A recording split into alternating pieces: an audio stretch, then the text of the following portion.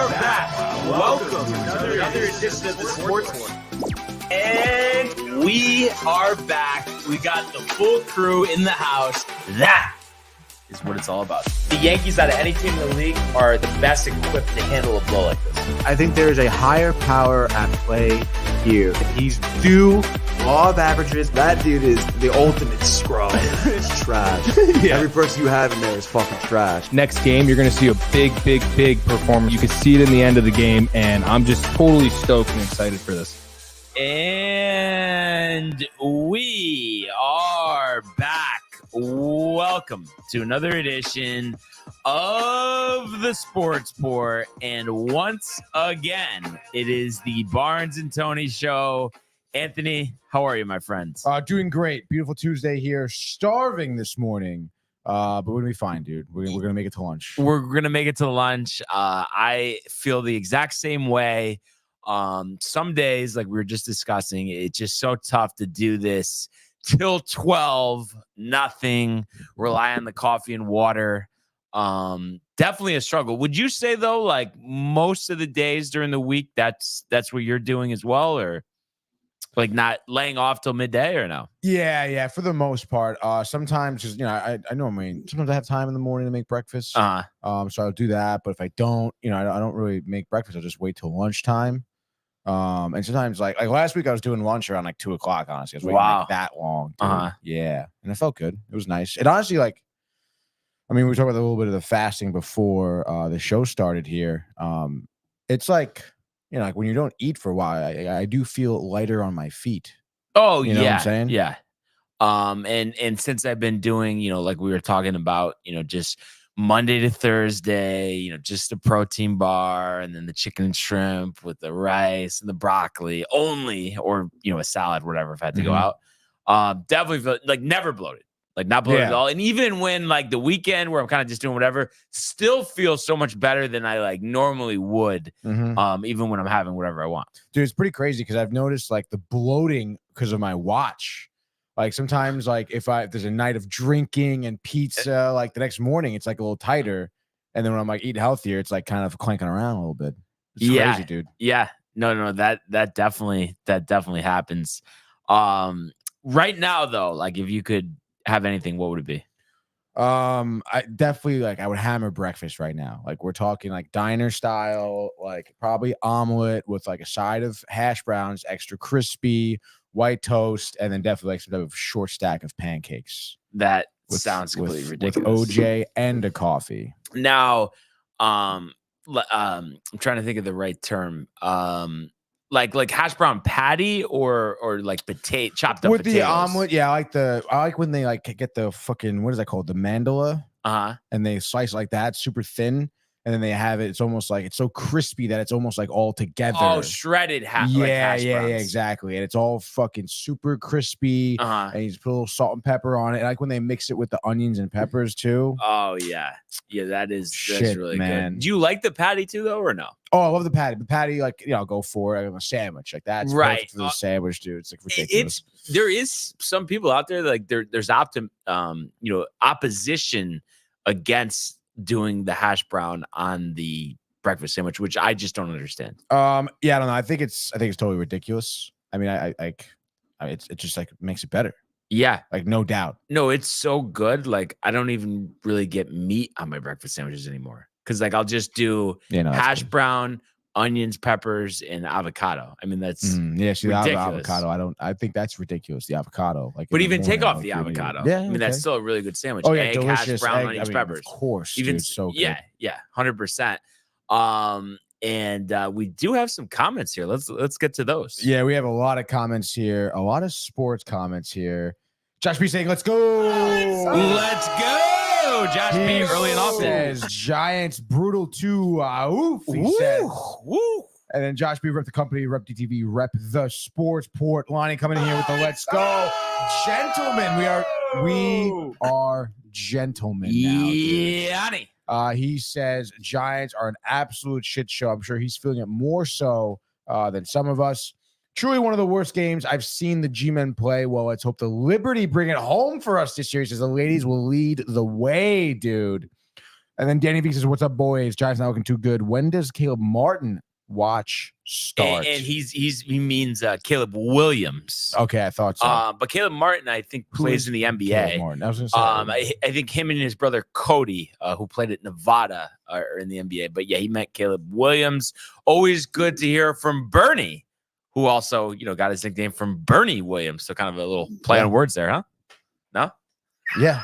You seem pissed that I even suggested the thing. Caleb no, we haven't heard from Bernie in a couple shows, though, so it's good to hear from him. It is good to hear from him. We know he's very busy. We had a great time at the tailgate with him. Yeah, that was great. Did the shot at Jack. The shot at Jack. And I can't wait to go to some baseball games next season. I know we're far away, but I'm saying we didn't get to go with the company. That's going to be a lot of fun. Dude, the home openers, dude. Home openers. Go, man. Yeah, maybe we could arrange the tailgate. We really should, dude. At Citi Field. But they're kind of uptight over there, Yeah, security's tight, dude. Security's tight. However, different time, you never know, dude. Different rules. Yeah. Oh, so funny. Man. And Lonnie says Giants don't play African American QBs, but stop it. Oh, because he's talking about Caleb Williams. But anybody, baseball games with us, elite. Yeah. And honestly, like I'm hoping to set a record next season because I think it's gonna be an aggressive offseason for the Yankees. And I just want to go to games. And it really was honestly like I feel like I don't know. I was just so distraught about the way the Yankees played this year that I wasn't even thinking that this year that experience was kind of taken away from me. Like the last game I went to was with you and Jay. Oh yeah. Nobody ever, like you guys were the only guys who would even come with me. Like all the fellow Yankee fans, we're not paying to see that. Yeah. And like I probably would have stuck in a couple more if Dominguez didn't, tear his UCL. But yeah, that was tough because I just think it's the best time, and I know we're hammering this home, but Billy's, unbelievable, like middle summer Billy's. Are you kidding? Yes, no, Billy's. It really is so much fun. Speaking of Billy's, Jay Bird was there. He says, "LOL, the Yankees are going to blow this year." And not to give Jay a tough time, but they did blow this year. But I'm talking about next year, Jay. No, but I think he means like they're going to blow this year, as in like next season. But he said this year. Right. He didn't say next season. Like for the Yankees, it already is this year. Yeah. But listen, I'm saying he misspoke. He's wrong. But I look forward. I hope Jay will be back from his sabbatical when baseball season is still going on, so we can go to a game. Right? Yes. Next season. Too late, Jay. Too late. And he says Billy was all time. Jay had a great time at Billy's too. And it would be pretty legendary. We'll have to see because remember, especially I guess it would just depend on the matchup and what type of weather we're looking at. But remember, I went to the football game at Yankee Stadium last year. It would be fun if we did that because we went to Billy's before. Like it was a warm day. Like that would be fun to do. And like they're basically giving away tickets because like it's it's just kind of mid college teams. Like who played? It wasn't Notre Dame. Was Minnesota. And I'm trying to think who the other team was, but Notre Dame has played in the game. Right. But Notre Dame only ends up there if they don't have like a great season because typically they're going to be in like the New Year's Six bowls. Okay. So or the college football playoff if they're good enough, but they already have one loss this season. So I would imagine there's a shot that happens. I guess it depends what happens the rest of the way. Yeah. But yeah, today could have been, we talked about it, but could have been such a good day. Start of the wild card round. We'll talk more about it in a second, but is the sting for you, Tony, not going to go away until like the first couple moves are made from Stearns and company to kind of just let it go? Like, dude, honestly, yeah, I guess so, man. The sting is pretty tough here for me, especially like the whole Buck situation and everything, him getting canned and look, man, I guess it wasn't necessarily like the wrong move. I don't think there's really a wrong move for Stearns, but it just was tough to see, dude. Tough for Buck, tough to see what he had to say. I forget what he had some like snide comments during his presser. Calling out the Mets? Kind of. He made it pretty clear that he thought like his time like wasn't up yet with the Mets organization. you know, it was very sad. You know, obviously, you know, I mean, this guy's coming off of, you know, like last season, he was manager of the year, dude. That's so crazy. Like, manager of the year, then going to get fired. Get fired. You know? Yeah. And it's just like, I don't know, dude. I think it's just so weird. Because the whole of like even David Stearns now, the whole media thing, like because David Stearns spoke on, you know, Pete Alonso being, you know, he loves Alonso, he's homegrown, he's a great working hitter, on the extension. Working on the extension. We intend that he will be in the starting lineup come opening day next season. But it's like, I don't fucking believe anything anyone says, honestly, dude. Because it's like Cohen, you know, when he had his big, you know, press conference after the trade deadline, it was like, oh, they're keeping Buck, they're going to keep Epler. And it's like, yeah, I don't know, man. I mean, and he always spoke about how his entire time, his intentions were to hire a president of baseball operations. But it just seems like you just hired your new GM. Yeah, you know? I don't get like it is. Epler's going to work the mailroom. Yeah, literally. No, he really is. Like at this point, Epler's going to be probably just insignificant. Yeah, and it's going to be Stearns. Which I mean, again, like the first move of him getting rid of Buck. I mean, possibly bringing in Counsell. I mean that's just so indicative of that. It's Stearns' team now. But I don't know. I mean, I understand. I mean, I don't like Epler. That's if I had to choose someone to go out of Buck or Epler, it would have been Epler for sure. But it's just like, why not just be like transparent here, like about the whole situation? You know? Yeah. The charade that we always talk about. It really is a whole big charade. So it's like obviously, you know, tough for me to watch baseball now. And then to think about that, and it's like, I mean, is Craig Counsell really going to be an answer, dude? I don't think he's. I don't know, man. The more I hear about him, like, oh, I might take a year off. Like, that's fucking bullshit. Or dude. You think leverage play? Leverage play for what? For money? I mean, possibly, but it's like, I don't know, dude. I mean, I don't know how much was he making with the Brewers? You know? I mean, it could have been that much. No.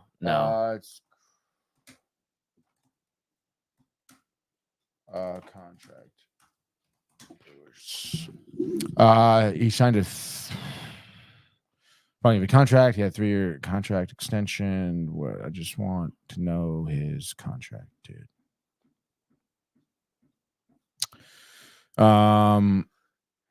Salary? Yeah, I guess.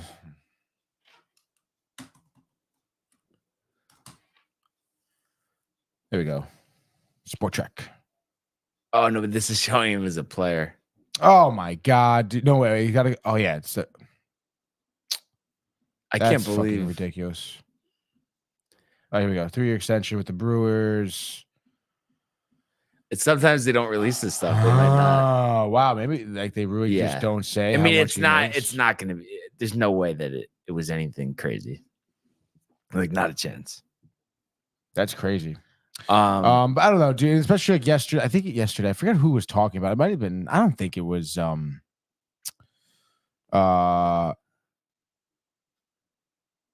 5 million. I don't think it was Rick and Dave, but they were talking about like who they should hire. Like and the more and more I hear about names getting tossed out there that are like veteran managers, like with experience, it's like the more I don't think I want that at all. Like you want to go young, you're saying? Yeah, like young, like first time manager even. Like I mean, I know like it may be kind of a stretch, but like I feel like David Wright managing would be kind of sick. Yeah, it just I guess they have to get him in the building. Yeah, have to make some type of relationship with Stearns. I know, dude. So Stearns is a big Met guy. Grew up big Met fan. Worked for the organization, interned, I believe, for the organization. Like, I feel like he would be down with hiring like someone like David Wright, and David Wright, I'm sure, would be down for trying to like somewhat have some type of legacy for the Met. I mean, he already has a legacy. Yeah, but kind of finishing, winning a World Series as a manager, dude. That would be kind of crazy. Yeah. And honestly, if not him, I think it would be worth it to visit maybe Beltran again. I know he's older, but I just feel like I feel like he's gonna be like well liked in the clubhouse, right? And I think like get the best out of Lindor. Yeah, I think so too. I think he will jive really well with the young guys too. And that's what you really want. Like you kind of really need is a guy who will speak to the youth of the generation. Because I feel like at this point too, like I don't know, all these clubhouse woes, maybe you can throw on Buck's shoulders, because it's also like, I mean, I feel like there really isn't like a big voice, of the clubhouse. Like Alonso probably tries, maybe leads by some example. But I don't know, man. I just feel like you're gonna need like a young guy to come in here and like rile the troops and get them kind of hyped, because I mean it's gonna be an uphill battle for sure from now until like 2 seasons, like next 2 seasons, dude. Like, yeah, well, unless they're aggressive, we talked about Corbin Burns and everything. And we're gonna talk more baseball in a second. One last question though on this, because I was in between Rick and Dave when they were on commercial. I just went over to WFAN, and Boomer and the guys, they were poking fun at Stern, saying he sounds almost identical to Brody. I don't know if you noticed that at all. No, just the way he sounds. Like the way he sounds. Yeah, just like almost like identical to Brody. Never noticed that. I'll have to do some research. But and he's like in his 30s. Yeah, it's got to be. He's 33, 34. I didn't realize he was that young. I mean, when he was hired by the Brewers, I think he was like the youngest in history, I believe, right? It could be. Let's see what we got here. Oh my god. It's funny. Yeah, I feel like I never researched him and just always just heard, going back to last year, the Mets, David Stearns. Yeah. Oh, he's 38. But he was hired by the Brewers, I want to say like when he was like 23 or something, dude. Oh no, he worked with the Astros, right, for a little bit. I believe 2015, he was the Brewers, Stearns' next general manager.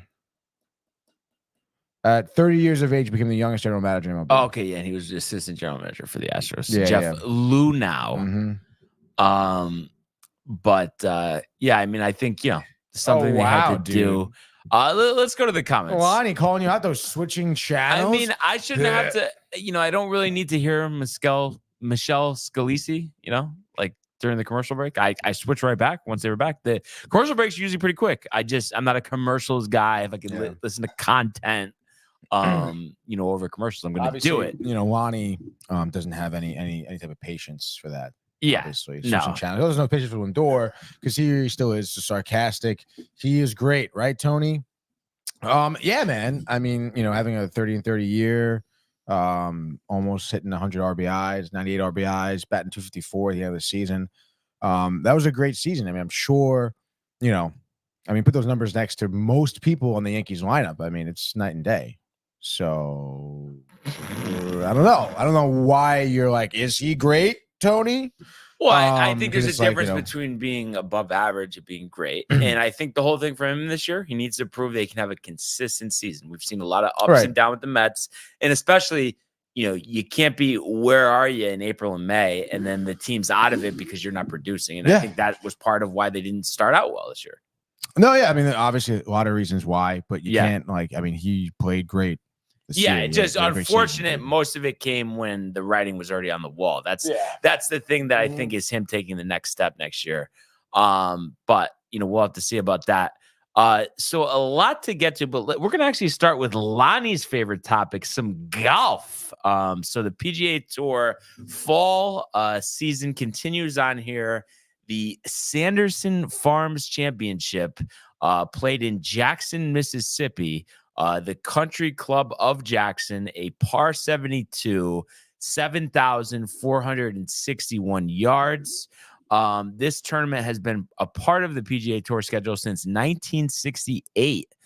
So a staple on the PGA Tour. Recent histories, we've seen the winners of this tournament, well under par. We go all the way back to 2015. Molinari won at 18 under. Cody Griebel the next year at 20 under. Ryan Armour the following year at 19 under. Cam Champ in 2018 at 21 under. Sebastian Munoz at 18 under in 2019. 2020, Sergio Garcia 19 under par. Sam Burns 22 under par in 2021. And then last year, Mackenzie Hughes over Sepp Straka in a playoff at 17 under. So, of course, that's pretty player friendly. As these guys really look to have a strong fall to find themselves in the elevated events next year. So as you can imagine, with the vast majority of these fall tournaments, unless, maybe you're defending a title from the previous year, the top guys are sitting out. So what we're left with, just to kind of give you an idea of the best players in this tournament, you got Eric Cole, who looks like he's going to win Rookie of the Year for this past season. Emiliano Grillo, Ludwig Adberg, who was, in the Ryder Cup, Bo Hostler, Nick Hardy, S.H. Kim, Adam Svensson, Steven Yeager, Mark Hubbard, Tom Hoagie, who had a hole-in-one earlier this year, Dylan Wu, Nicholas Lindhem, Keith Mitchell, Peter Molinari, who we mentioned had won this event before, Kevin Streelman, as well as defending champion Mackenzie Hughes, Kevin Kisner, and Webb Simpson. So a mix of vets, a mix of some younger guys as well. So all over the map with types of guys that we could see winning this tournament. But what? Oh, and also before I ask you for your official pick here, Tony, a new pick segment. And what I'm thinking is, I know I'm at fault here. We haven't followed through on all of our wagers. How about we just say this one, no matter what, dinner, Sakura, like no question. All right, let's do it. Like the pass is a pass. Yeah. This one we're committed. Happens, it happens. Future's lot now. on the line. Yes. We still should go to Sakura soon, though. Yeah, I would love to go anytime. I mean, I really haven't gone so long. I'm dying to go. Yeah, like right now. Dying. Like we don't have another second. Yeah, absolutely. And then what do we think for cutoff day? I was thinking December 1st, but is that too long? Yeah, it's kind of low. October, November, December. Or not 1st. Really. December 1st done. Yeah, I think so. Okay. Yep, December 1st. A nice wintertime Sakura, dude. Oh, the hot sake. in the winter, the sake, the soup, the Warms seaweed salad. the soul. What do you got for the winner of this tournament? Our boy Ludwig over there. Coming off the Ryder Cup. The Ryder Cup, yeah, right? I mean, I hate to pick the favorites at 10-1 here. But give me Ludwig. Highly touted, the Ryder Cup, hyped. I'm sure probably really hyped to get out there and do like an event on his own. Certainly warmed up for it. And there's a reason why he's favored here. Give me Aberg here for the win. Aberg? Aberg. I think it is Aberg. Aberg. Who do you got, Brian? I'm going to go with Peter Molinari. Like I mentioned, he had won this tournament a few years ago, back in 2015. And, we saw him at times, especially earlier in the season, kind of make a push to be in contention at a couple tournaments, and didn't get it done. And I think he's due law of averages. Ludwig Aberg, I think will be a contender as well. But I think Peter Molinari, Tony, just a tad bit better. Yeah. But it would be interesting to see him in the top 5. And then, if you had to give me just somebody kind of off the radar for this one, what would you do there? I was looking at the list. I was trying to I think Lee Hodges, 50-1 shot. Lee Hodges, who I believe won a tournament 3M. this past year. The 3M. I knew it was the 3M. No, you didn't. I knew he had won a tournament. I did say he had won a tournament. No, but did I not say he had won a tournament? Yes, you did. Oh my gosh, Brian, is this your guy for your Besenhall? Go down to the bottom actually here, because I was gonna look at the master list. I'm gonna get somebody. Wow, Molinari is very low on this very list. Low, dude. Jeez. You know what? Give me same odds. Give me Ryan Palmer, Tony. Nice, dude. How do you say Palmer? Like Arnold Palmer? And Arnold Palmer. But you know what I'm saying? How like you hear like Nance say it, because that's the thing that I could just think of first. Like, and he's talking about Arnold Palmer, and he's like Arnold Palmer. Like, isn't it Palmer? Palmer. Yeah, but you've heard that just like in general from other people. Palmer. Like, I'll take an Arnold Palmer. Yeah. Palmer. I guess Paul. Oh, come on. You got to have a good time with it, Oh, losing it, dude. Speaking of that, a couple of things here. Lonnie's not being sarcastic, and then he said he's going to sleep because we're talking about golf. But then Josh B is complimenting us. What a list of name pronunciation. Well done. Pronunciation. And then that's another one that I struggle with. And then Lonnie says, it's like Dave is saying the name Prez. I guess Dave butcher some pronunciations? Yeah, perhaps. He does butcher some pronunciations. Definitely, you've heard it. Pronunciations or pronunciations? No, in all seriousness, because I always struggle with this. If I'm saying like how to say something, I say that's not how you pronounce it. Is that how you're supposed to say it? Yeah, you pronounce it, but it is a pronunciation. Pronunciation, like, you know, there's like a little accent to it, no? Yeah, you want to put a little accent on it, yeah, dude.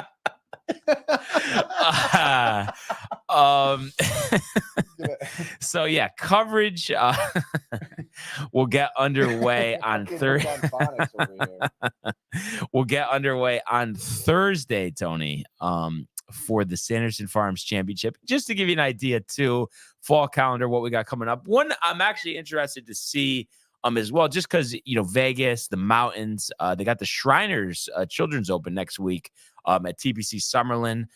So I definitely want to check that out. And then all the way to Japan the following week, the Zozo Championship, something we saw Tiger win. I believe it was in 2019. That I think that was actually his last victory on the PGA Tour. I'm not sure, but Accordion Golf Naroshino Country Club there. And then we're on. You ever been? No. And then we're on to Mexico, Los Cabos. That should be a good one. Worldwide Technology Championship on November 2nd. Butterfield Bermuda Championship at Port Royal. So that's a good one. You know, you're never usually in Bermuda, and usually, you know, that's a smaller field, but you know, anytime you could see a golf course, you know, out of the country like that, Bermuda, you know, it's definitely a fun watch. And then we got the RSM in Georgia at St. Simon's Island, another good one. And then Tigers tournament, November 30th to December 3rd, in the Bahamas. So that's definitely a treat for sure. And then last thing, till we have a little sabbatical till the West Coast swing starts in January. First ever Grant Thornton Invitational, and that's at Tiburon Golf Club in Naples. Very good. You know, I played that last year. Naples, Florida. Yes, Naples, Florida. Okay. And it's a combo event between LPGA and PGA Tour. Oh, nice. Wait, so they're like mixed, like? Yeah. I don't know the Is it a team thing or? You know, don't know. I don't know if this will tell us or not. What's it called again? Grant Thornton Invitational.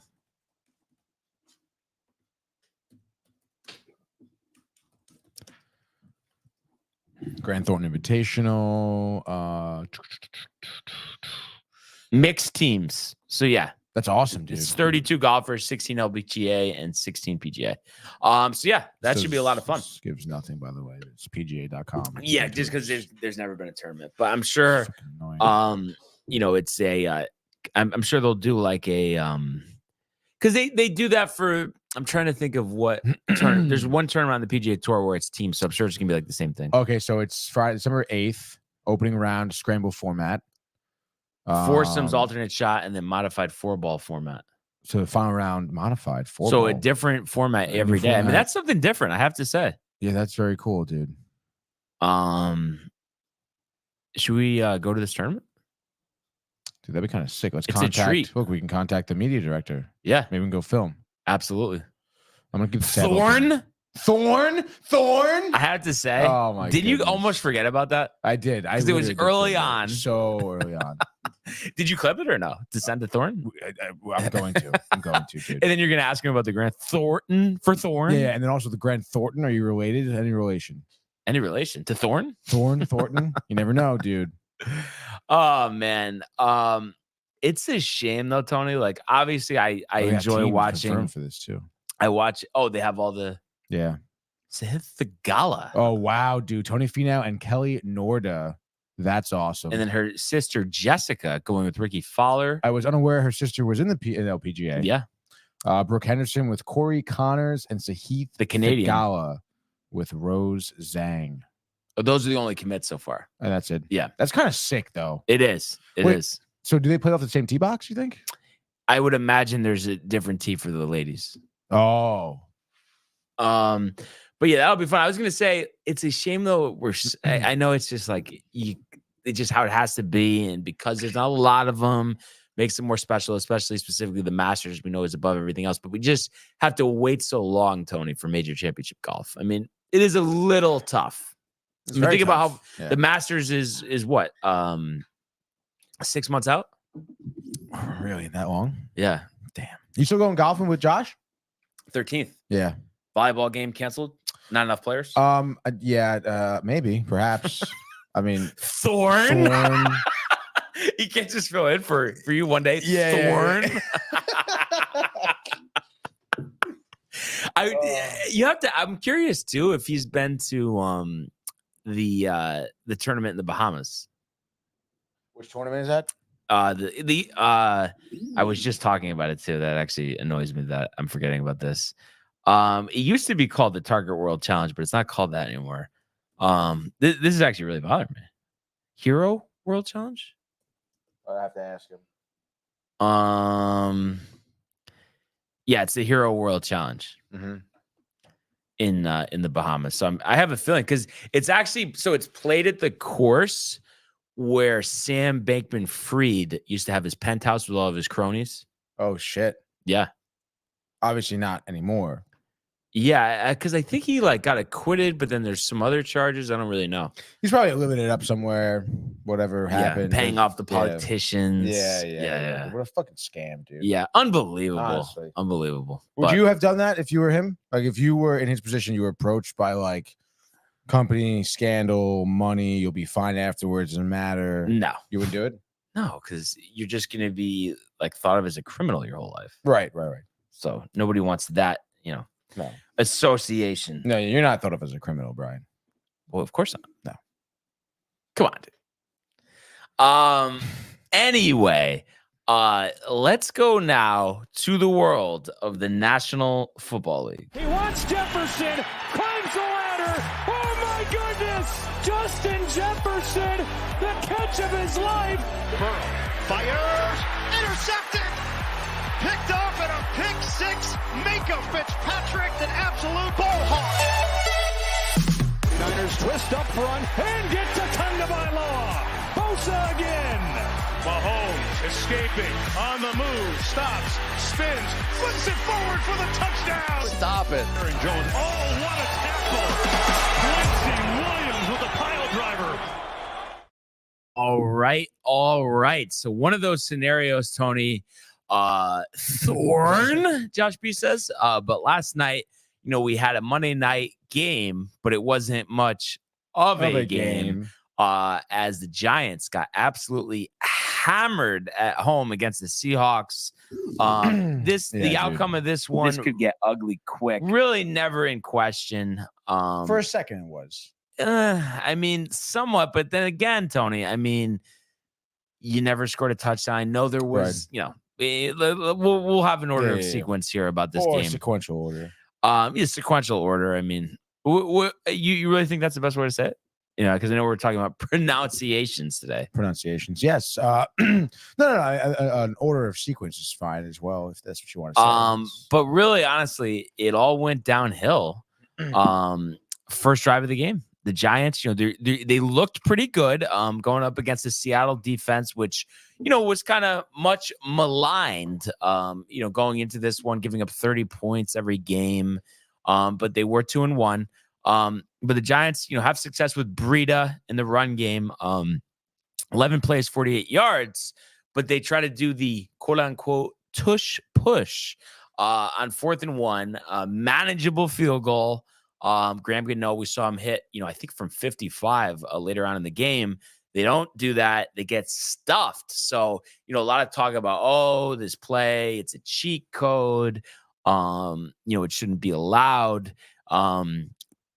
Clearly it can be stopped because the whole thing is not every team, does it as effective as the New York Giants. And it was surprising though, because Daniel Jones, they had showed a stat right before this play. It was 18 consecutive times on 3rd or 4th and 1 with a Jones quarterback sneak they had converted. So this was the first time they were stopped. Oh, wow. In 18 tries.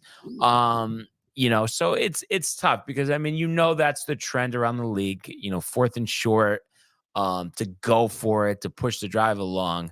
Now it didn't end up making a difference in the game. Obviously you'd have some momentum, you get 3 there. But I think we've talked about this before, Tony. But I mean, in your mind, if you were the one making the decisions, and give or take, it would have been like a 46-yard field goal, but on a 4th and 1, opponent territory, first possession of the game, are you always going for that, or I mean, what do you think about that decision to push it there? I mean, I think it kind of depends a little bit on the drive I was having. If I'm pushing the ball on the ground and I have confidence that I can, on a 4th and 1, either hand it off or have my quarterback take it in, I probably would do it.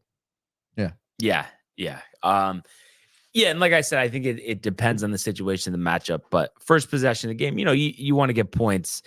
Seattle had thought they had a touchdown with Kenneth Walker, but because it was a question, was he down? They had an extensive replay. Looked like his backside just hit the ground, so he was ruled down for a loss of 2 instead of a 72-yard touchdown. And it was a theme last night, and I'm sure you noticed this.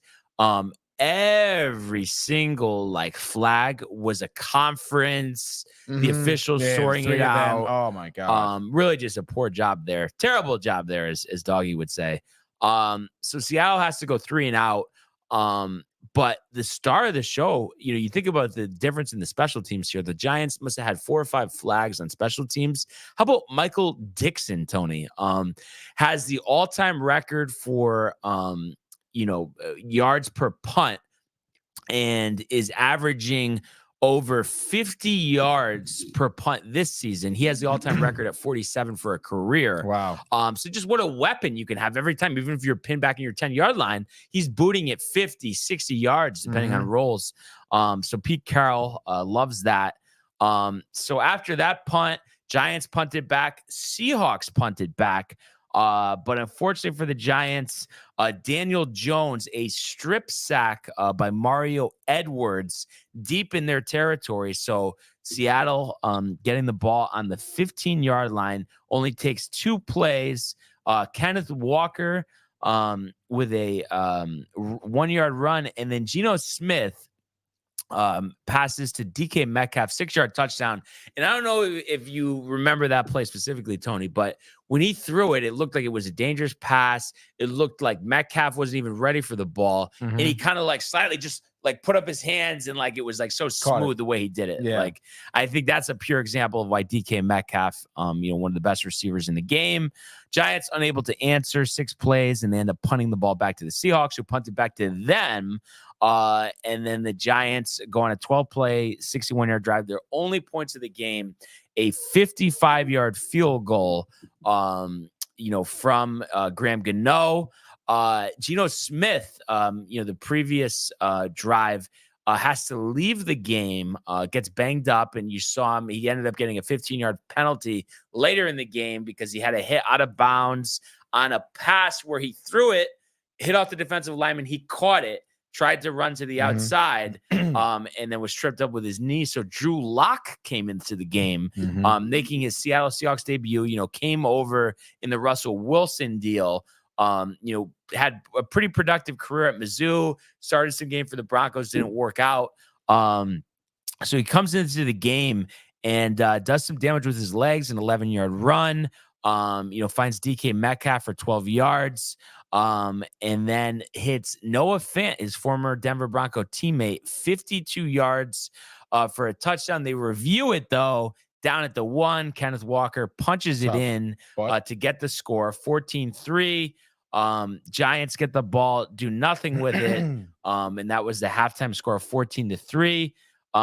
Seattle gets the ball, goes on a 9-play, 57-yard drive. But then have a 4th and 1 at the Giant 15. And instead of extending the lead to 14, they go for it on 4th down. So the Giants make the stop. Geno Smith, just out of the reach of Charbonnet, the running back. So Giants get the ball back, don't do anything with it. Seahawks get the ball back and then miss a field goal. So game remains at 14-3. Giants driving, looking like the best they had since the first drive of the game. 11 plays, 52 yards. And Daniel Jones, a pick 6 deep. I think it was on his 6-yard line. And the star of the show, Devin Witherspoon, Tony, the 5th overall pick in this past year's draft out of Illinois, was laying the wood on defense all night. Had 2 sacks and then that pick 6. So, quickly becoming one of the best players on the Seattle defense. Giants and Seahawks punt. Daniel Jones throws another interception to give the Seahawks the ball back. And then the Seahawks go on a 6-play drive, kick a field goal, 24-3. No more scoring the rest of the game. And that's the final result. So a year after being, one of the darlings and surprises of the NFL, the Giants have only won 1 of their first 4 games here to sit at 1-3. Seahawks go to 3-1. Geno Smith able to come back into the game after the injury, which is good news for them. And really, the thing that's alarming here, Joni, just said, if Tony's on his game right now, that's chopped up, honestly, because that's a Yanni. That is Joni. Because I think I was thinking of Daniel Jones, but 10 sacks, Tony, 10 sacks for a team that really was struggling, on the defensive side of the ball. And you can point to the offensive line, but Seattle had 2 linemen injured in this game and were able to move the ball against the Giants. What do you make of Jones getting sacked that many times? 3 turnovers as well. Yeah. Listen, man, that offensive line was doing absolutely dog shit. You watch the replay. Sometimes they were just kind of sort of doing one of these things as the defensive end was just getting around you. And they think this is going to really stop them, Right. This movement. Dude, it was pitiful. In the offensive line, like you said, Jones, like every time I looked up at the screen, he was getting sacked. If he wasn't getting sacked, people in his face, he was scrambling because of that. Right. So they got to fix that for sure. The Giants. Your offensive line is detrimental right now. It's absolutely killing your offense. That's for sure. Even if they did have Saquon, how much success is he really going to have when your offensive line isn't blocking? On top of that, Jones did make some poor decisions too. That interception was pretty bad. There's obviously, it must have been some type of miscommunication because it was just he threw it right to the Seattle defender there to Witherspoon. And that for me really I thought the Giants, because I think at what point it was 13-3 at that point, 14-3, 14-3. So they score here. It's a 1 possession game, right? They could be in it. They could even squeeze out a win here. And there was third quarter, maybe I think at that point, and it was after that, a pick 6 too. It was oh god, there's no way. And on that throw, the whole thing was he went, he didn't go inside, he went outside, and that allowed the Giant, the Seahawks defender to pick it off. Yeah. Did you see Dable? Throw the tablet. Yeah, right at Daniel Jones. It was right funny. I think Joe Buck said it on the broadcast. And I was texting my dad. He's a Giants fan. And I was saying, the Dable honeymoon phase is over. Yeah, everybody was enthralled with him last year. He was looking tight on the sideline. So was there. I want to say their defensive coordinator. No, and the special teams coordinator too. That old guy. It looks like he's just halfway in the coffin. We were talking. I think he actually They just kept showing him. I don't know if the Giant. No, because you're thinking of Don Martindale, the defensive coordinator. But they were showing the special teams coach as well. Oh, I don't know who the special teams coach is. But just because they had so many penalties with that, holding on a it's definitely Don Martindale on a kick. So he's a grizzled vet, Tony. Yeah. I'm kind of curious though because Yanni, is a resident Giant fan here. And we talk in nauseum here about the offensive line. We know they've invested, a lot of high draft picks on this offensive line. And Andrew Thomas being out, of course, he's your stalwart. But Evan Neal has not looked good since they took him out of the first round. Out of Alabama. What is the answer here, Yanni? Who is it? A completely new offensive line? Do they have enough horses up front? Do they need to completely revamp it? Do they need a new offensive line coach? What's going on here? And then he says Jordan Renan, who comes on with Rick and Dave, said the Giants offensive line was worse than the Jets offensive line. During the preseason, no one knew all that because the Jets hype. But damn, I didn't think it was this fucking bad. No hogs up front still. So I think that means he wants to completely revamp it. Obviously Evan Neal, I mean, you just took him 5th overall. I don't think you can move on from him, but maybe the other guys, you'll have to move out, but that's killing them. And Dave was saying he just doesn't understand how for this long, the offensive line has been a problem. It's not like they have a bunch of old stiffs out there. They've invested draft capital and they just, for whatever reason, to me, I would just hire, moving forward, the best offensive line coach that there is. Bill Callahan comes to mind. He used to be the Jets offensive line coach. He was the head coach of the Raiders, taking over for John Gruden back in the day, and then coached at Nebraska. That would be my kind of thing. I think I forgot what team he's the offensive line coach for now. He says Evan Neal is trash and the line has been shit for years. Yeah. I mean, Dave was touching on that.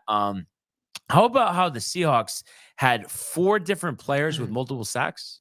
That's crazy. I don't know the last time I saw that. And then you want to talk about, they used to have on Monday Night Football when John Gruden was announcing, they used to call it the Gruden grinder. I think if he was giving those out, Bobby Wagner would have gotten it last night. 17 tackles, 2 sacks.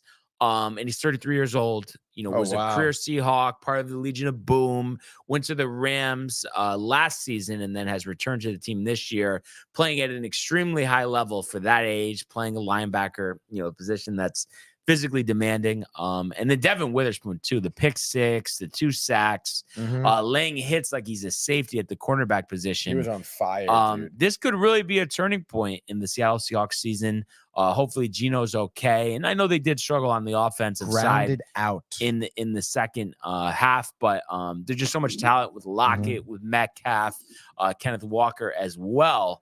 And Seattle Seahawks will have next week off to kind of get healthy. When they return from the bye week, they're going to be in Cincinnati for a team that's been struggling in the Bengals before they visit they host the Cardinals and Browns. So, a good spot to be in for Seattle. We talked about it yesterday, but just Pete Carroll just keeps on going, keeps on coaching, and keeps having a positive impact. Yeah. Me and Mike were talking about it yesterday. I mean, former Jets coach, 1994, former Patriots coach as well. Maybe, right? I think only 1 year. Yeah. 93, I think. And then before that, he was 2 years as defensive coordinator. But we were just going over his career, and it was like he started out in the Bills organization, defense coordinator, 1984. Before that, coaching college in the 70s. Man, 72 years old. They said he was like running sprints with the team. At practice. What the fuck does he put in his food, dude? Well, and he was at USC all those years, with Reggie Bush, with Matt Leinart. So that's how I got introduced to him. And it was always like, wow, Pete Carroll, unbelievable. I was so surprised that he even went to the NFL because he had failed previously. But I think, he probably felt he had some unfinished business. And then also USC had some recruiting violations. So I think he wanted to get away from those sanctions. But it couldn't have worked out any better. I mean, obviously the one blemish, that second Super Bowl you should have had against the Patriots. So I'm sure that's what's still driving him now. He wants to get another Super Bowl ring. Last night was his 300th game coaching in the NFL, which is a feat in itself. It's just amazing what he's done. And then how too, Joe Buck was talking about before the game, like that it's overrated when we talk about teams in prime time, teams on Monday Night Football, but Seattle just keeps on winning in these primetime games. I really don't think it's that much of a coincidence, Tony. What do you think it is? I think they're just well coached. Yeah. Carroll, right? It's just well coached. And then before that, they had Mike Holmgren, Jim Mora for a little bit in between. But Mike Holmgren was a really good head coach, coach of the Packers when Favre won the Super Bowl, took the Seahawks to the Super Bowl with Matt Hasselbeck. Oh, my God. That's so funny. And I think, that was like the 2005 season. Sean Alexander. Why am I blanking on who they played in the Steelers. That was Steelers. Ben Roethlisberger's first Super Bowl, 2005. Oh, wow. Yeah. Talk about going way back. But yeah, they have a good program over there. But I mean, I think on the Giants side, and Dave was speaking to it earlier, I mean, their best thing at this point, you would think anyway, would be to, try to get in position to get Caleb Williams or one of the other top quarterbacks coming out of the draft. I don't know. And they're fortunate, they have to write out Jones this year, next year, then can get out of the contract. And I know, listen, it's 4 games into the season. I get it. But I thought this last season, I just don't think Daniel Jones is the right guy to be the quarterback. I understand he does some things nice, but he's not worth that salary.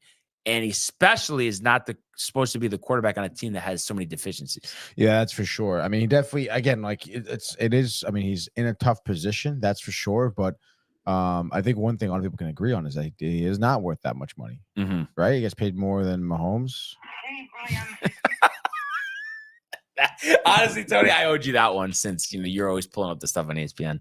I believe so, but Mahomes just got the deal reworked, and there's bonuses, but nevertheless, Tony, I mean, way too high of a salary, way too high. I don't think anybody was begging to give him that money. Like I said, I can't really believe that they even would re-signed him in the first place. Yeah.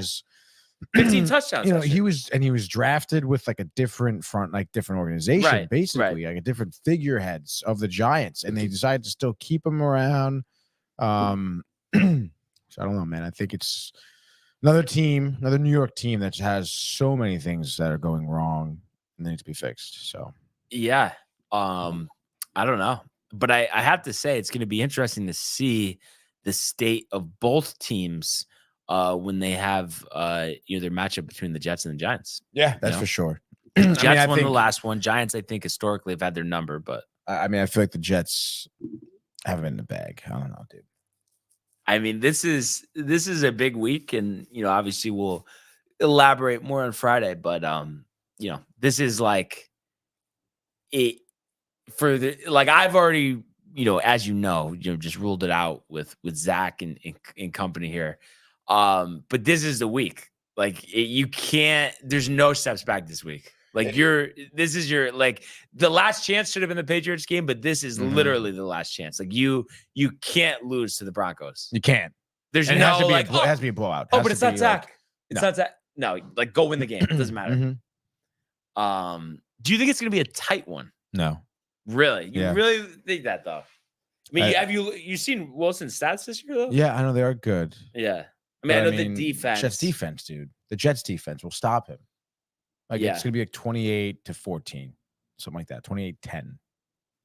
Well, I'm just curious, Tony, though, just hypothetically, though, if it's, I don't know, 28-10 Broncos, Wilson 3 picks, benched in the fourth quarter. What's your mindset at that point? It's not on Zach. No. Obviously, it's kind of over. It's not, I wouldn't say it's over for Zach, but I mean, he's not the guy's not a starter yet. Yeah. So it's if the Jets do want to salvage anything that's left, they would, I guess. They brought in what's his face. Simeon. I don't even know if he's on the active roster yet. Yeah, They're probably still learning the playbook.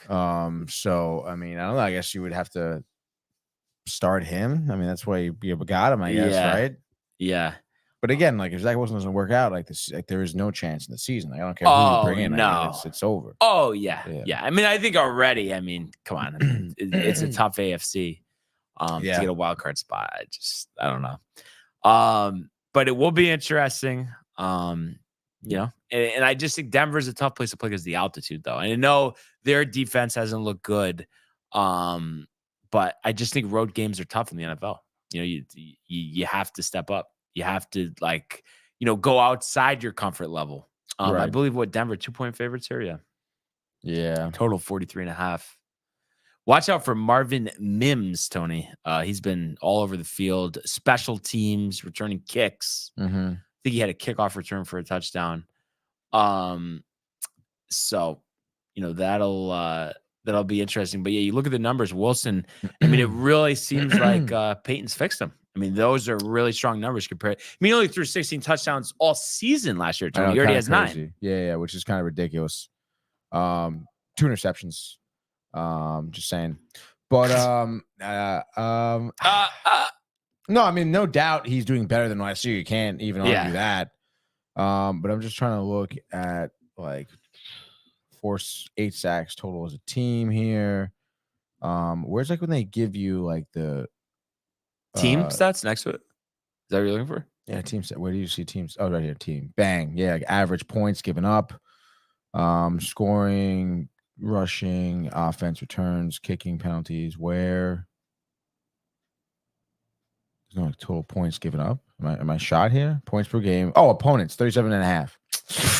And obviously the 70 playing into that average. Yeah. True. Yeah. So I don't know, man.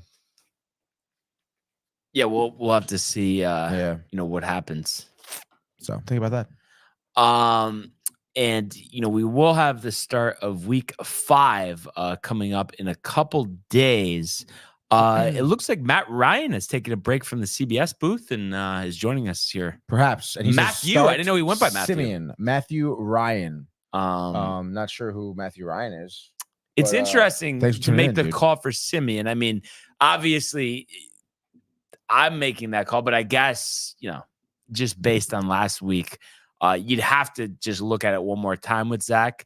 I mean, if he could do that, but Tony, I think you could even, because I know we've disagreed on this a lot, but you could even give me that. The reason why I'm not, I wasn't like over enthusiastic about Zach last week, besides the fact, that they didn't win and that he had the fumble. And I know you could agree with me on this, is what he did last week with those throws, those drives, like he should have done that like a long time ago. It shouldn't have taken this long to do that and to look like that. And like, you know what I mean? Like you're an NFL offense. You're a starting quarterback in the NFL. Like you're supposed to score points. It shouldn't be like, oh my God, breaking news. Like the Jets are driving the ball. You know what I mean? Like it was just kind of frustrating. Like, why did it take this long to do that? Right. Like, because I really do think we have talented, like at the wide receiver position, and still like I guess Mecole Hardman, is in timeout. But like to think he wasn't even featured. Lazard, I think, is a really, really good receiver. We know what Garrett Wilson is. You like Uzama, Breece Hall out of the backfield. I mean, that's a lot of weapons that if you could get those guys in space, like, I mean, obviously that was the thought process with Aaron Rodgers. Yeah, that's for sure. And then again, I mean, like if it seems like Wilson can do it, I mean, he obviously can do it. He did it. Yeah. But he just do it again. Right. Which we just haven't seen back to back. Never. Why do you think Matt Ryan is, heavy on Simeon here? I don't know. He just says we have to start Simeon to win games. You think it's Robert Saleh's burner? May I really wonder what Saleh actually thinks of all this. Are we thinking Matthew Ryan or are we thinking Matthew Buffer? I think this is a Matthew Ryan. No Buffer? Before, I don't think so. Not Before like we haven't heard. Dude. You don't think he's been watching at all? I don't know. Maybe here and there. What a chief, though. Not Matthew Ryan, but prefer. Yes, prefer all time. Just weird scenario. Do you think it's just like it's gonna go down as like a Salem dinner? Like we're just never gonna know? Yeah. Isn't that annoying though? Salem dinner is annoying. Yeah, but you don't think prefer is more annoying? Like I can let dinner go. I'm gonna have plenty more. Like, you know what I mean? Like, no, I am a Zach Wilson hater. I mean, it's good to have you on the program, buddy. Yes, you and Barnes will get along. Yeah, we'll get along very Appreciate well. You tuning in. And like what I was just saying, like it should have happened long ago. Now, I will be the first to admit, go to Denver this week, win, and perform well on offense. Mm-hmm. We can have a totally different conversation. Absolutely. He wins. He wins. But it can't be he wins 300 yards. Oh, yeah. Throwing. No 3 interceptions. touchdowns. No interceptions. Yeah. But I'm saying I don't want to hear like how great he was. They win. He throws for 110 and has like a rushing touchdown and they win 13-10. I don't want to hear about that. Throws for 110. 3 throwing touchdowns and a rushing touchdown, though. Well, yeah, those are. I was saying no passing touchdowns. And 110. Okay. Come on, Tony. I've been waiting long enough. I want like a top passing offense. I don't want to throw for 100 yards a game. Okay. And then Matt Ryan saying he cost us 3 games. 3 games. Like this year, you think? Yeah. Obviously the Dallas game, Patriots game was I mean, I was in attendance for that one, Matthew. That was rough. I mean, oh my God. So rough. Like if he and I know, Belichick, the defense has something to do with it, but if he played, Tony, the way that he played against the Chiefs, against the Patriots, I mean, blowout or night and no? day, yeah, absolutely, Fucking dude. Belichick, dude. Unbelievable, dude. So annoying. Can't Like, escape him. I feel like he always cares more about beating the Jets than just having a good year. Like as long as you can beat the Jets, he's cheesing. It's so annoying though. It really is though. Oh my God. And Josh B agrees with Matthew Ryan and says that it's ugly. It is ugly. But yeah, so we'll see. Can my position be flipped, Tony? We're gonna find out. I believe it's 405, 425 this week. I think I saw 425. 425 CBS, maybe like a Rich Gannon. 425 CBS this Sunday, dude. That's gonna be a great game. Yeah, it really is, dude. And then week 5, though, we'll get underway in 2 days. Bears at the Commanders. Right now, the Commanders a 6.5-point favorite. We know the Bears lost a tight one to Denver last week. Commanders, have dropped their last 2 after a 2-0 start. The controversial decision by Ron Rivera not to go for 2 at the end of that game against Philadelphia. Who? Philadelphia. I sometimes I say something like that just because other people said it, and then I'm I was making fun of them originally, and then I end up saying it because I can't help it. Like golf, I never used to say golf. It's golf, but for some reason, heard too many people say it, and it just kind of stuck. That's crazy. But that being said, Tony, with this, I know we'll talk more about it on Thursday, but Bears Commanders. I mean, do you think it'll be appealing at all? A close game. I mean, the Bears obviously looking for their first win. The whole Chase Claypool situation. I mean, what do you think? I mean, we know Washington has a good defensive front. Unfortunately, they just have gotten torched the last 2 games. But I don't know, dude. The Bears. I thought really their one time to win was this past weekend. I feel like they had a close shot. Yeah, it's I don't know. I don't think they're gonna get a win. I don't think they're gonna win this weekend. Definitely not. Against Commanders too. I just feel like though. You think Commanders are going to lose? But I'm thinking spread, Tony, 6.5. Oh, you think 6.5? That's what the spread is. I mean, okay. I don't know. I could see it being a 4-point game, a field goal game. I don't think they're going to run away with it. You don't think it's going to be at least a touchdown difference? I wouldn't feel comfortable laying that, honestly. Yeah.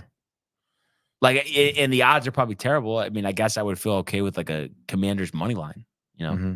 But I'm just saying, of all the things that we think are unlikely, I don't think the Bears beating the Commanders on Thursday is so far up the list. Right. Or no? I mean, Fields did have the 4 touchdowns last week. Correct. I don't know, dude. You're thinking it's going to be a complete blowout. Yeah. Commanders at home too. We'll revisit it Thursday, but if you had to give me a score right now, what would it be? I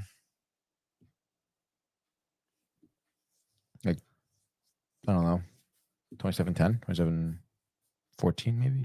I don't know why I'm thinking this is 21-17. 21-17. Maybe Fields 50-yard rushing touchdown with 10 seconds left. I mean, you can get him in space. I mean, he's elusive. He's elusive. So, like I said, we'll talk more about that Thursday.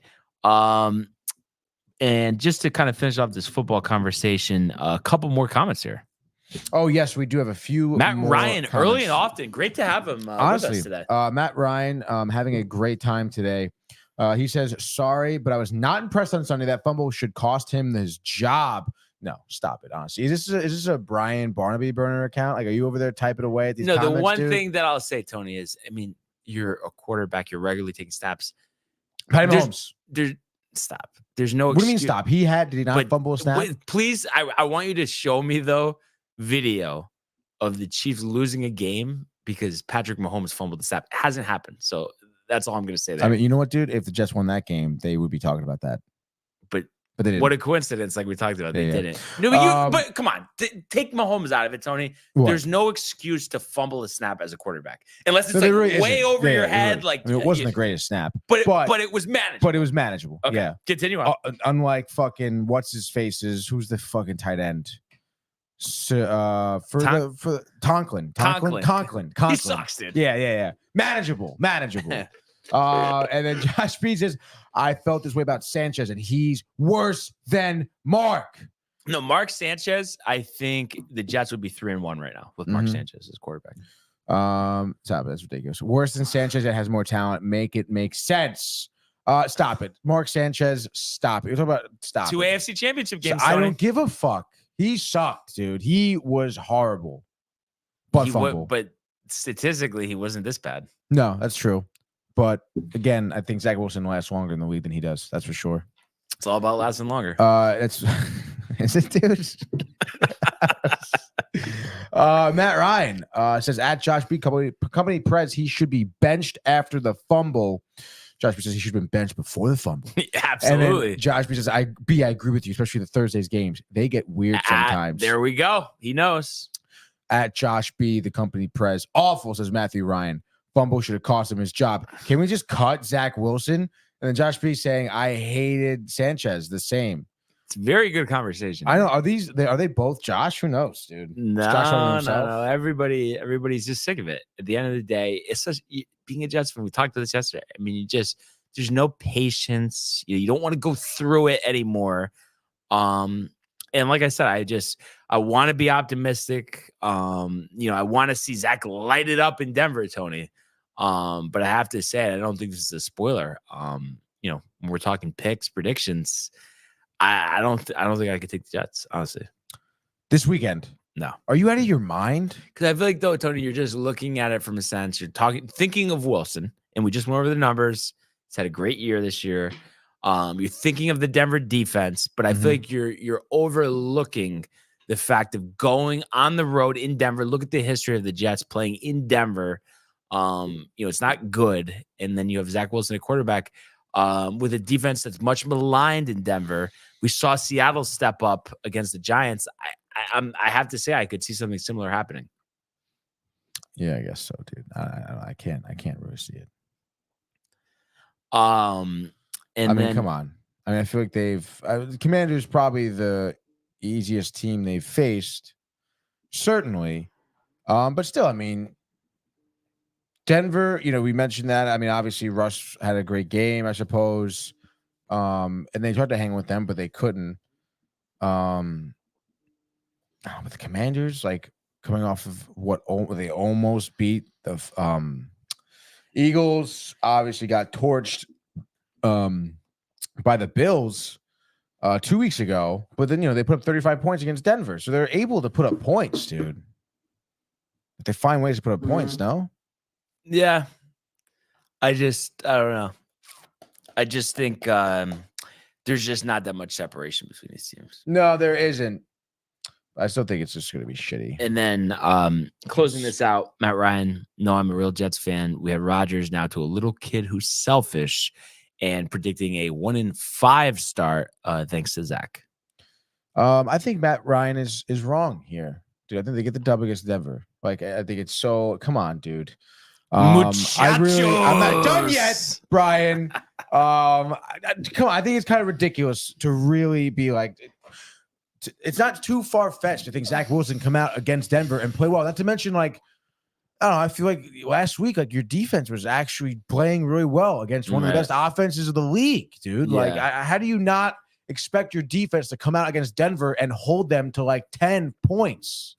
Josh B saying no chance Jets win, and I'm not betting the mortgage. No. I think Josh B. Fourth week in a row, the mortgage, losing the house. Reverse your mortgage, dude. Oh, I think Josh B meant to throw a comma in there. He said no chance, comma. Yeah. Jets win. No. Yes. And Matthew saying if he plays like he did Sunday night, Jets will handle the Broncos. But Josh B saying, sorry, Michael, wherever you are. Let's go. I'm betting but muchacho. New York and then Matthew Ryan. No, because I'm really betting Jets. Mine probably like. Oh, okay, like yeah, mortgage. my mortgage. Really, Jets will get blown out thanks to Zach. That's ridiculous. Matt, I don't know what you're talking about. I don't know what you're doing, but they're not gonna get blown out thanks to Zach. There's no way that like this offense is gonna score fucking 0 points, which is what's gonna have to happen for them to lose. Like I'm telling you, the defense is gonna hold Denver, and then Zach Wilson is gonna score at least 24 points here. Come on, and waiting. like it's a talented team. Is it like you got you? So do you think that the Denver Broncos are a more talented team?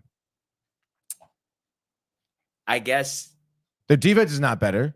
Do they have better wide receivers? Probably not. Better running back. Cortland Sutton and they honestly probably their offense is a lot better because of Russell Wilson. Jerry Jeudy's very good. Cortland Sutton, Javonte Williams, if he's healthy, is good. I think he left the game with an injury the other day.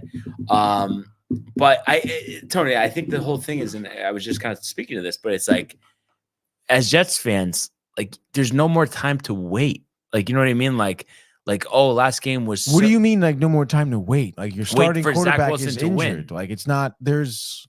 But I'm saying with Zach, like he's caused us enough pain. Like, you know what I mean? You can't just do us a solid and just stop and like just sit down. So you want him to not even play the game? I think honestly a little emotional. Simeon coming back to Denver. I would like to see that. Honestly, that is revenge. Probably the worst move ever. And if they do that, then all the coaching staff should be fired. And your owner should be the team should be taken away. Well, I'm just saying, let's just pump the brakes with Zach. Honestly, Tony, because I'm just telling you, I don't want you to be disappointed. I don't want anybody to lose their mortgage this weekend.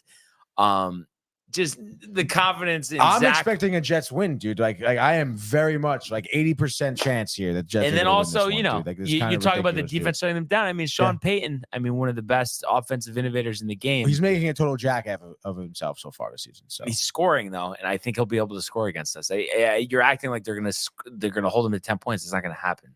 I'm telling you, Denver should have scored 20 at least. I think they could be held to 10 points. Certainly.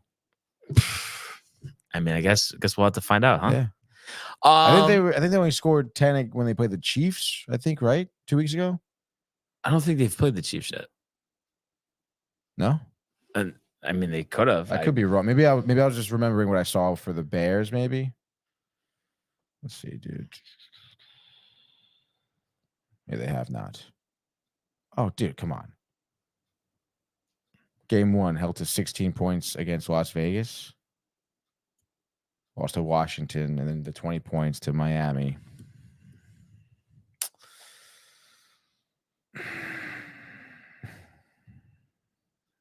Come on, dude. We'll find out. We'll have more of a. We will find out, dude. We will. Detailed breakdown on Friday. Before we wrap up here, let's go to the world of Major League Baseball.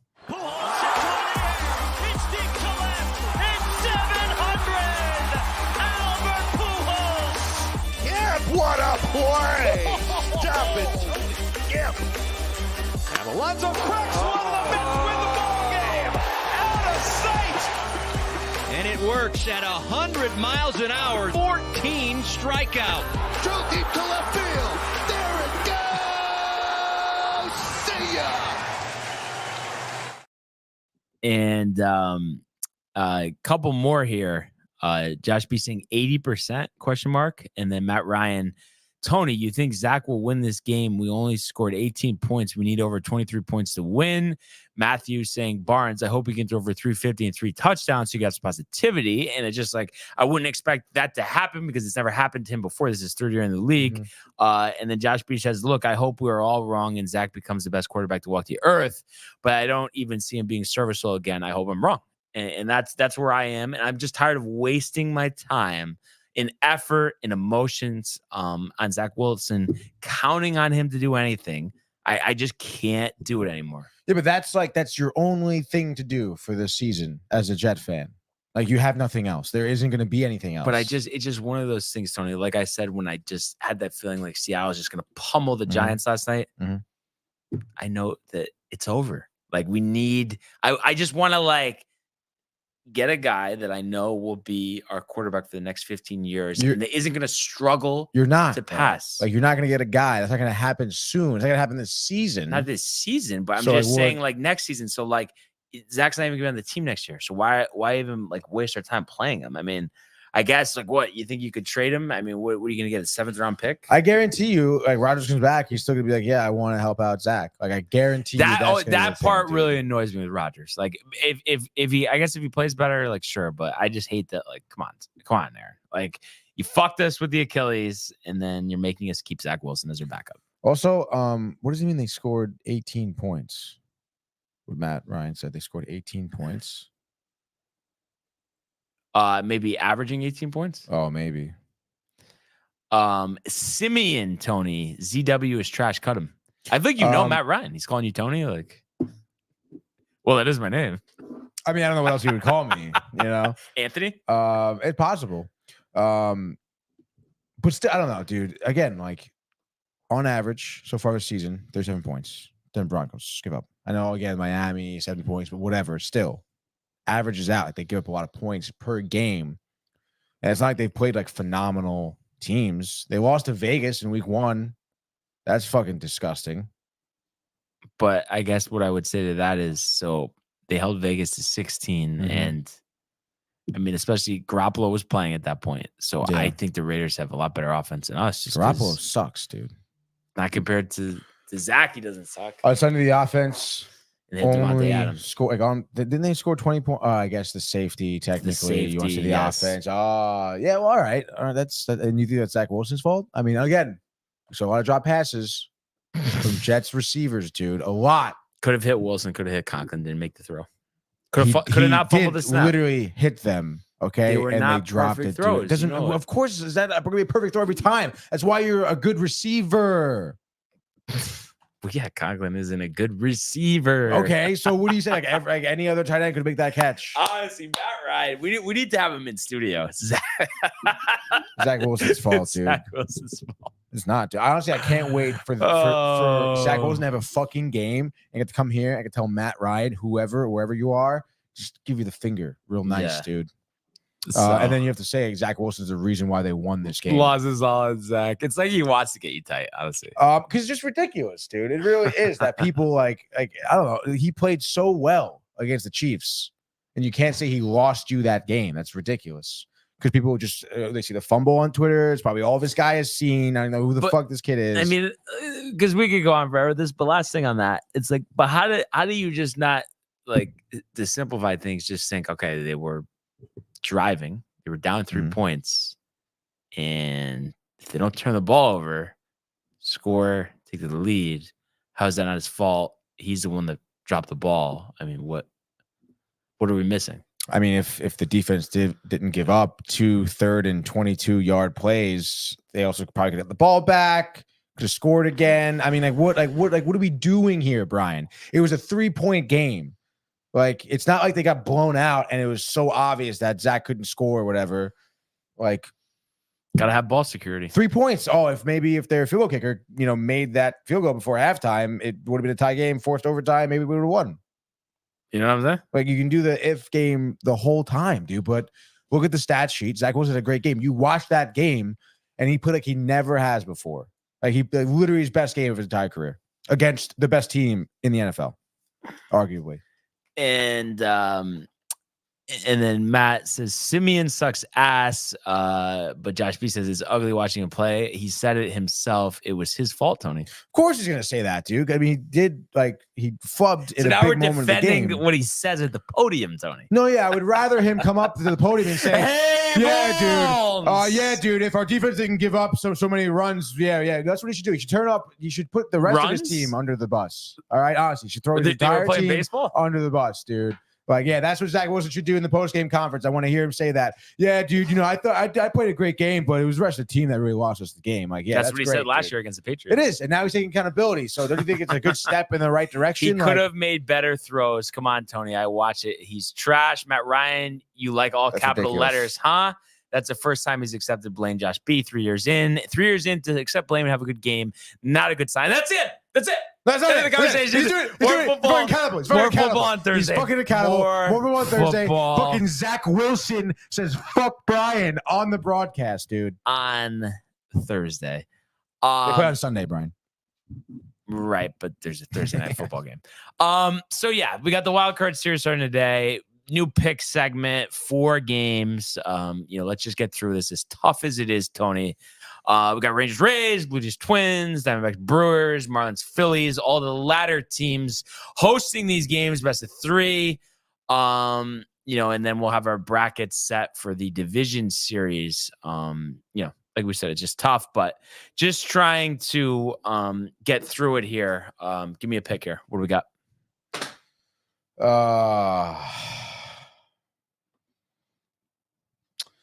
I think the Diamondbacks will win the series, but give me Brewers here for game 1.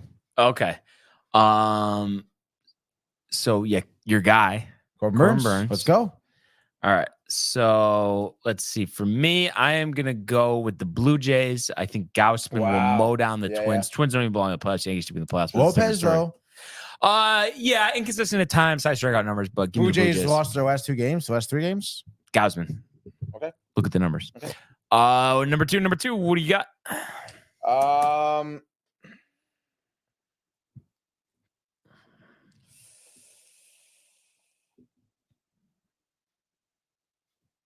Give me the Phillies. Wheeler, of course. Mets.